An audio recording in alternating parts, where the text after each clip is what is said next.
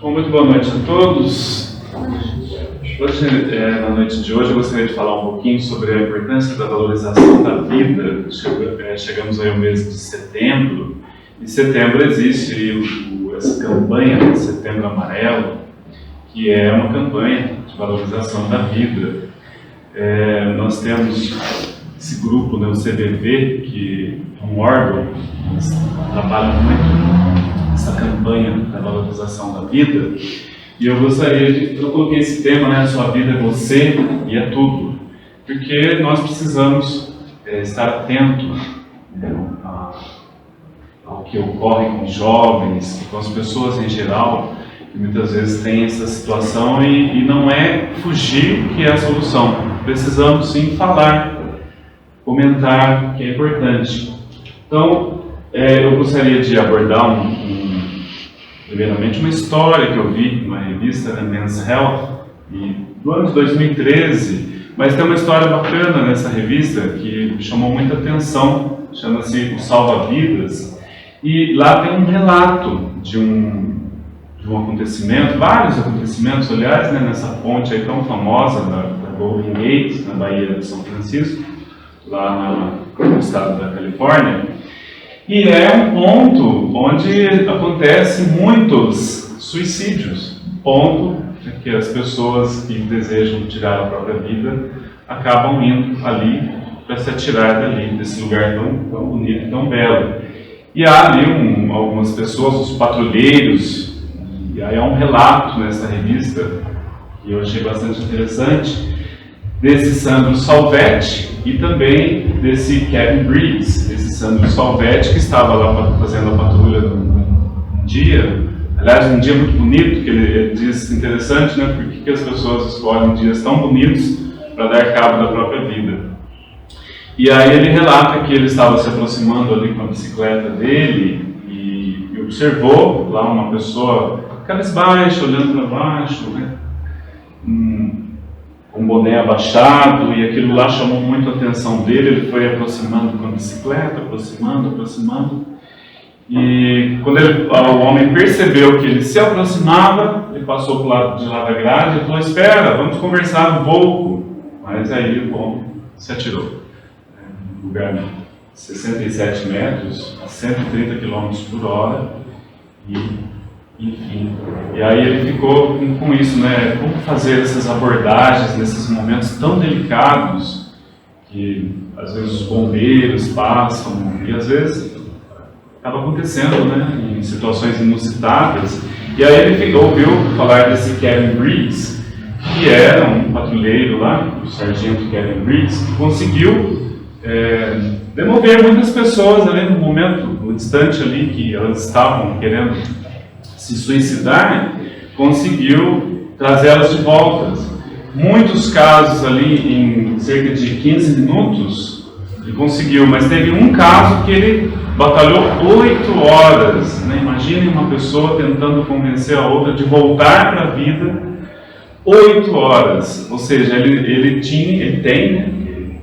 está encarnado, uma força de vontade muito férrea. Ele não desistiu, ele poderia ter desistido, deixa pra lá, e enfim, ele insistiu, tal a importância da vida, a valorização da vida, e ele insistiu e conseguiu fazer com que aquela pessoa desistisse. Então, como fazer alguém mudar de ideia? Nessa reportagem da revista, é interessante porque tem alguns depoimentos também de pessoas além do CVV, do Centro de Valorização da Vida, e ele também falando algumas coisas que importantes, que o fator determinante, o transtorno mental é um dos casos que levam a pessoa ao suicídio. E olha só na questão aqui dos jovens, 800 mil casos no mundo por ano de suicídio, mas o suicídio em jovens, é a segunda causa dos jovens de 14 a 29 anos de idade. É uma cifra alarmante, uma cifra que realmente preocupa, incomoda, porque tantas pessoas, e sem falar dos casos que tentam, não conseguem, e aqueles que não são notificados, porque esses são os casos que são notificados, nós sabemos. E aqueles que nem ficamos sabendo. Então, realmente, dia 10 de setembro é uma data de combate ao suicídio mundial. Esse Setembro Amarelo é uma campanha aqui do Brasil, né, mais o 10 de setembro. A Organização Internacional, junto com a OMS, eles instituíram o dia 10 de setembro como a data de combate ao suicídio. E o importante é falar, não adianta nós ficarmos mascarando, né? Ou muitas vezes usando eufemismo, amaciando, né? O negócio é falar. Como ele diz aí, que ele chega perto de uma pessoa, ele já é direto, esse sargento Briggs. Ele fala, você está aqui para se ferir? Ser direto. Não adianta falar, você está com algum pensamento negativo aqui e tal, tentando, né, amaciar. Tem que ser direto, porque eles não estão ali para brincadeira. Ou seja, não é um momento para papo furado, é o que ele diz nessa reportagem. É necessário falar mesmo, falar, você está aqui para se ferir, você está com pensamento suicida? Uma abordagem, né? Muitos casos dele duraram 15 minutos. E ele teve um caso que durou 8 horas. Ficou 8 horas. Interessante que nessa abordagem com essas pessoas, nesse momento, o que chama aquela pessoa, né? Porque muitas vezes o que você vai falar acaba incentivando mais ainda. Se ela está com problemas familiares sérios, você começa a falar algo da família, às vezes aquilo é um estímulo para ela ir mais rápido ainda. Então é como andar em ovos, como se você tivesse ali uma bomba para desarmar, você tivesse que, né, andar ali com calma, atento. O que você vai dizer? Colher toda a informação possível, porque eles estão calados, eles não querem falar naquele momento. E o que nos mantém vivo, né, vivendo de um minuto para o outro? São menos as coisas grandes, mas são as coisas pequenas. Às vezes o cachorro arranhando a porta, né, um bebê chorando, um telefone que toca, que você tem que dar uma devolutiva, ligar para alguém, coisas pequenas que acaba chamando você para a vida. Não é o grande objetivo da vida, o sonho maior. As coisas pequenas naquele momento é o que pode nos trazer de volta naquele instante. Então, essas pessoas, elas têm uma necessidade extrema de atenção. Elas estão realmente muito carentes. Depois vocês podem acessar o site do CVV, cvv.org, até tem uns slides que eu coloquei. E tem muitos vídeos ali, educativos, né, para jovens, para pais, professores, e alguns curtos, até de 1 minuto e meio, 2 minutos, mas muito interessante, com relatos bastante interessantes. E o que acaba levando aquela pessoa, né? Às vezes os jovens, né? Muitas vezes o bullying, uma tristeza profunda começa e né, vai tomando uma proporção cada vez maior. E às vezes nós não percebemos alguns apontamentos, né, algumas dicas. A pessoa fala, qualquer dia você vai me ter livre para sempre. A pessoa começa a ficar muito na cama, muito depressiva, se isola, se fecha muito, não fala, não relata, não se abre. Porque eu ouvi hoje um vídeo de um membro do CVV com a jornalista Sandra Nunberg. E ele é membro há 27 anos. Carlos, me fugiu o sobrenome dele. Então, ele diz que às vezes as pessoas ligam lá e fica chorando o tempo inteiro, né? A necessidade de atenção. E o que eu vou falar, né, nesse momento? Esse sargento Briggs diz, né? O que eu vou falar? Eu preciso saber o que eu vou falar. E esse Carlos do CVV, ele diz que as pessoas que se tornam, qual é o termo? As pessoas que passam a ajudar, né? Voluntários. Os voluntários. Os voluntários, muitos querem ser. Eles têm cerca de 3.400 voluntários, mas não é qualquer um que serve, porque às vezes eles falam, mas eu sou bom para dar conselho. Primeiro, não é para dar conselho, e a pessoa às vezes já começa logo querendo dar conselho. Não é para dar conselho, é para ouvir, para ter sensibilidade, para acolher aquela pessoa naquele momento, que é isso que ela está precisando, de muita atenção. Datas, né, importantes, às vezes o Natal, algum momento, perdeu um ser querido, um animal querido, muitas vezes, e aquilo ali é um estopim para a pessoa, perda do emprego, muitas vezes, a autoestima está lá embaixo. Então, ele tem um caso, né, nessa reportagem que eu vi, que ele tem uma pessoa lá na ponte e ele tenta resgatar essa vida, ele consegue, depois de 8 horas, e toda a informação que ele tenta conseguir para entrar num diálogo, para conseguir um vínculo com aquela pessoa, porque ele precisa de um vínculo, mas a pessoa não abre a boca, não fala nada, ele não sabe por que ela está ali. Ele diz, se eu vejo uma unha preta lá, posso imaginar que aquilo lá pode ser algo que possa chamar a atenção dela. Mas às vezes aquilo lá pode atrapalhar, porque ele perdeu o emprego, deu uma martelada no dedo, perdeu o emprego e está querendo se suicidar. Nesse caso, foi se esvaziando o estacionamento da Golden Gate e sobrou só o carro da pessoa que estava para se suicidar. Aí sim, aí ele passou um rádio para a pessoa que estava no estacionamento, ele havia esquecido a carteira de motorista lá dentro do carro, né, porque a pessoa que está pensando em se matar não leva nada, não está preocupada com nada. E aí ele conseguiu o nome da pessoa, Thomas, aí ele começou a conseguir estabelecer um diálogo com aquela pessoa. E ele fala para a pessoa, né, tenta conversar, chamar ela a atenção, e ele fala, olha, se você fizer isso, eu vou superar esse trauma, para mim vai passar. E seus filhos? E o seu filho? Como que vai ser o Natal deles? Daí ele começa a conseguir a atenção da pessoa. E quando ele diz que eles tentam algemar a pessoa, né, chegar pertinho ali, porque quando se aproxima, teve vários casos, tinha uma moça que estava injetando droga no braço, chata, estava injetando no braço, passava a seringa no chão, cada caso que teve.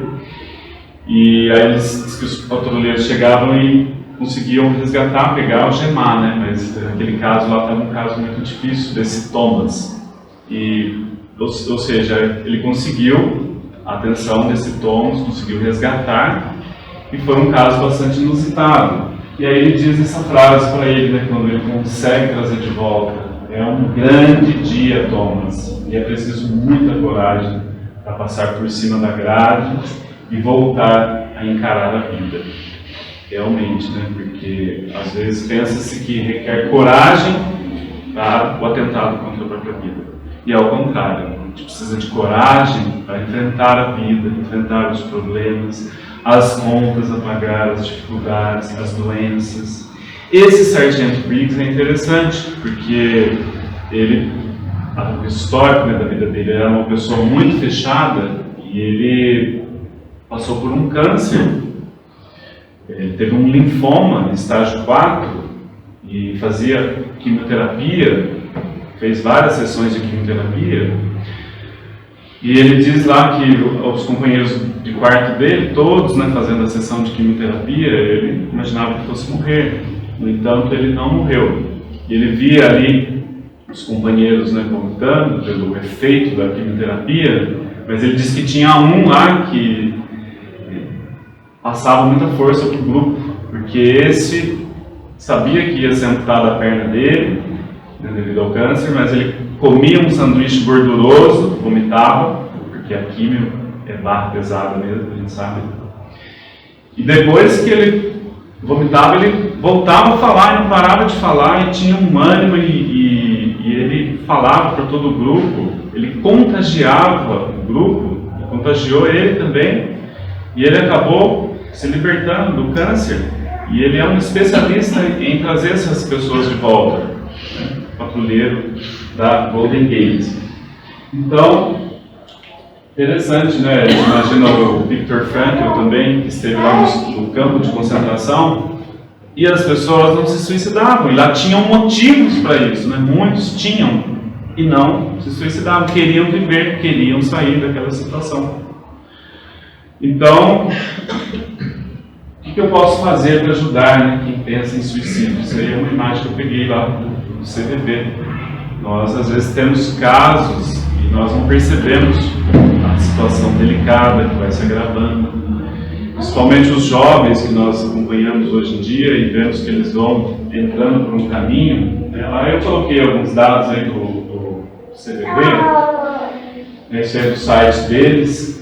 Eles não são filiados a religiões nenhuma, né? depois vocês acessem. E eles têm um 188 que foi unificado esse telefone agora, que era antes só no Rio Grande do Sul, depois passou para o Brasil inteiro. 24 horas, é um trabalho muito bonito desse órgão, muito bonito mesmo. E tem carência de voluntários, tem 3.400 voluntários e ainda é carente. Tal a necessidade das pessoas de falar, de desabafar, de ter alguém. Às vezes está em casa, não tem ninguém, não tem com quem falar, ligar, telefonar, usar o celular, né, conversar pelo WhatsApp, e eles estão lá de prontidão. E a pessoa liga e é atendida, é ouvida, que é isso que essas pessoas estão muito carentes de atenção, muito necessitadas. Eles têm um trabalho também de ir às casas, fizeram um trabalho em Brumadinho, também muito bonito. Tem um trabalho de pessoas que se libertaram, né, do suicídio, e eles formam um grupo de apoio entre eles mesmos. Muitos dizem, né, que eles nasceram depois daquele momento, e aí começam a contar a idade deles a partir daquele momento que eles desistiram, né, de dar cabo nunca vida. Então depois vocês acessem, né, os dados, né, desde 62 que já existe o CVB, já há bastante tempo, um órgão bastante interessante. Então eu coloquei aí esse tema, né, a sua vida é você e é tudo, porque nós precisamos nos valorizar mais. E eu coloquei alguns dados aqui, que não pus lá, né, eu botei aqui. Olha só, 1 a cada 45 minutos morre no Brasil, é uma cifra alarmante, né? 32 pessoas morrem por dia no Brasil, segundo os números notificados, porque tem números que não são notificados, e 800 mil no mundo. É uma cifra alarmante, né? Muitos começam com uma tristeza profunda, né? E aquilo ali vai se agravando, e aí a pessoa desenvolve muitas vezes uma depressão, é uma das causas que acabam levando ao suicídio.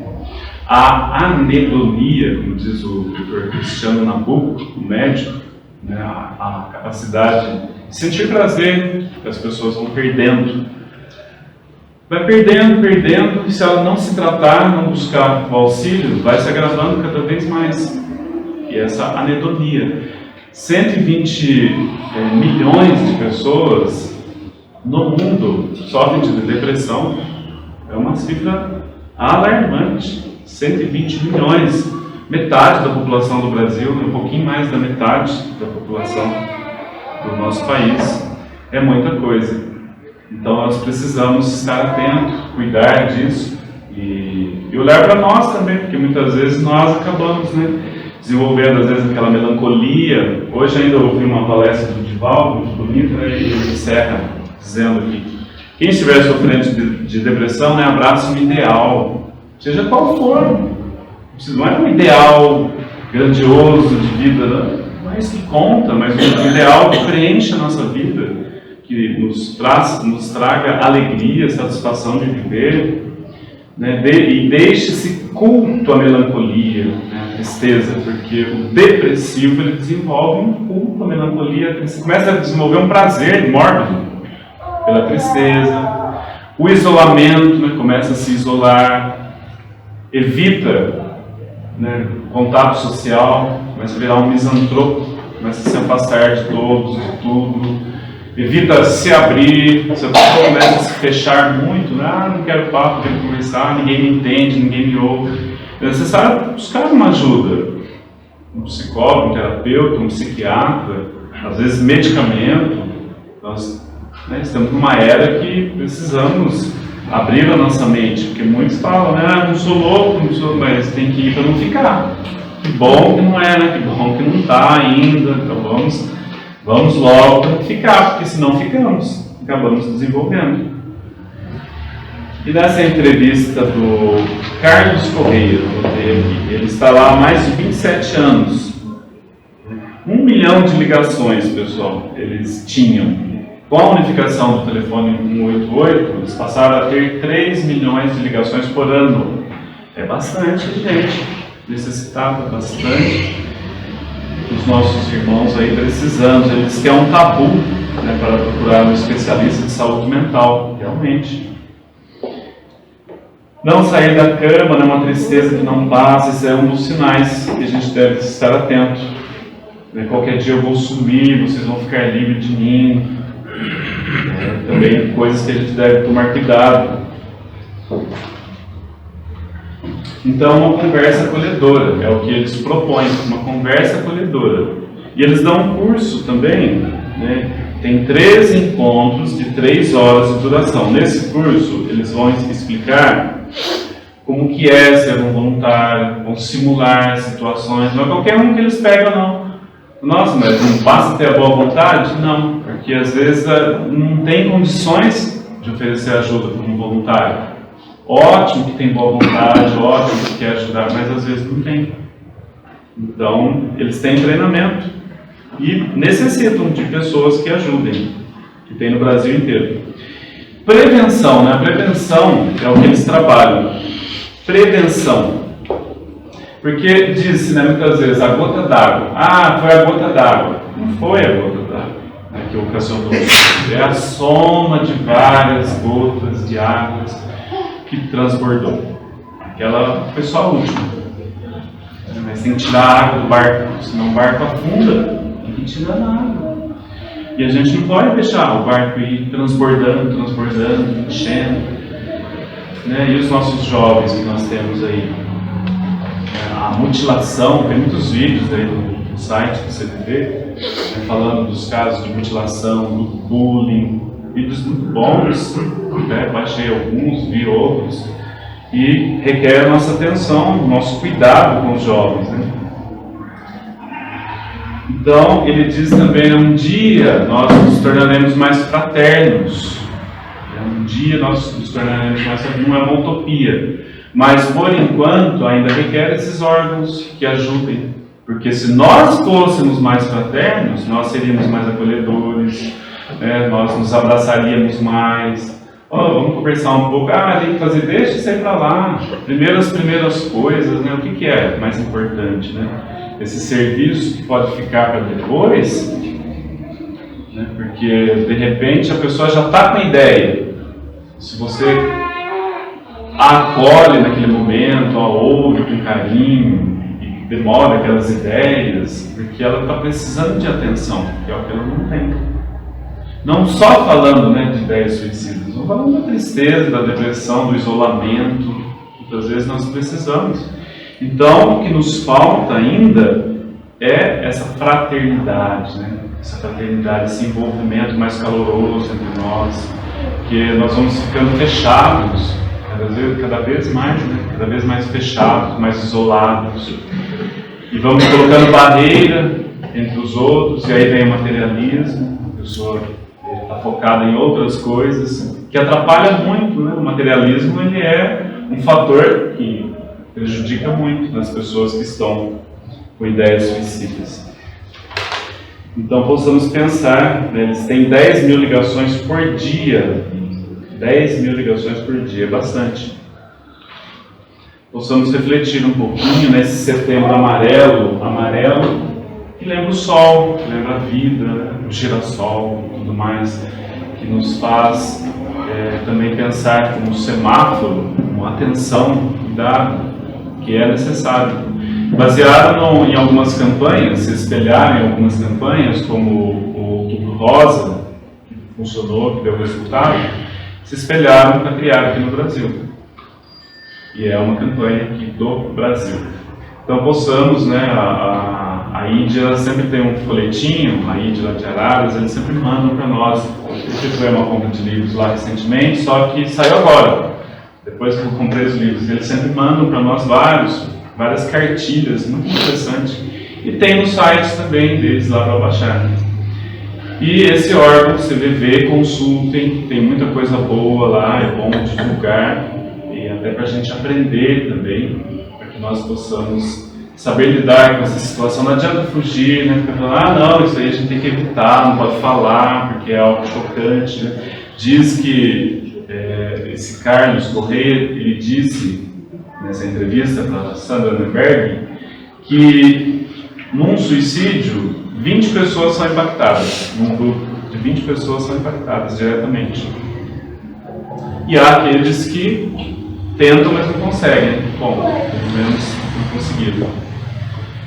Então, vamos refletir um pouquinho, vamos tratar do assunto. Falar, sim, não adianta fugir, é bom conversar, é bom dialogar, estar atento às pessoas ao nosso redor e cuidar do nosso estado de espírito, né? O espiritismo, ele é uma doutrina que nos mostra muito claramente a situação do suicida, aquele que destrói o seu corpo físico, que é a nossa embarcação no oceano da vida. É a nossa embarcação, e se eu destruo essa embarcação, eu fico à deriva, debatendo por uma tábua de salvação. Depois complica muito a situação, eu vou ter que aguardar uma nova oportunidade, um novo momento, lesei meu perispírito, meu corpo espiritual, depois eu volto com essa lesão. O Chico Xavier disse uma vez que o Clóvis Tavares, lá no Rio de Janeiro, que eles tinham muito contato, teve um filho, e o filho ele ficou paraplégico depois de uma certa idade. E o Chico Xavier relatou que ele era a reencarnação do Santos Dumont. E o Santos Dumont, ele suicidou-se. E aí ele, depois de uma certa idade lá, não sei se era criança ainda, não sei que idade, bem pequenininho, ele caiu e fraturou uma vértebra, e aí ele ficou paraplégico, que era a vértebra que ele lesou no suicídio, quando ele cometeu o suicídio. O Santos Dumont fez isso. Foi um grande homem, tanto que já é um espírito já elevado, mas ele teve que resgatar essa, digamos aí, entre aspas, a dívida. Não é muito legal usar esse termo, mas ele teve, e foi o filho do Clóvis Tavares, relato aí do Chico Xavier, de curiosidade para nós. Então, vamos refletir, invocando ao Mestre Jesus, queridos irmãos, que Ele nos abençoe e nos inspire hoje e sempre.